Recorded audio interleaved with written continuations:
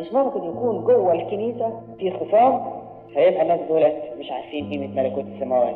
إن قدمت قربانك على المذبح وتذكرت أن لأخيك شيء، اترك قربانك، سيب كل ده، سيب الذبيحة وسيب القربان وتسيب كل حاجة على المذبح. روح الأول خلص وصية ربنا، روح حب أخوك وتعالى بقدم قربان يا أخي وبقدم ذبيحة على مالك. لازم أتناول يعني النهاردة؟ لا مش لازم، ما تقردش الدنيا.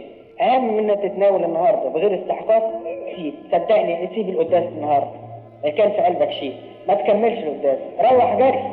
تنفيذك لوصية المسيح أحسن من المناولة بتاعتك، وأحسن من تقديمك الذبيحة، وأحسن من الفلوس اللي بتحطها في الصندوق بتاع الفقر. تنفيذ وصية المسيح أحسن من كل الحاجات دي. ليه؟ لأن مهما حطيت ملايين في صندوق الفقراء مش هيقبلهم منك ربنا.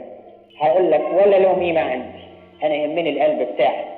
ملكوت السماوات قلب هدفه واضح اللي هو كسب المسيح. الآية دي بترن في ودن الشخص اللي بيسعى لملكوت السماوات. ماذا انتفع الإنسان لو ربح العالم كله وخسر نفسه؟ إذا يا إخوتي الأحباء لنجاهد بوضوح ونسير في طريق الملكوت بركب مشدودة، لأن الأيام مقصرة وشريرة، ونعمل إرادة ربنا في وضوح، ويكون الإنجيل بتاعه هو دستورنا، والعقل بتاعنا مشغول بالأبدية اللي هي بتنتظرنا.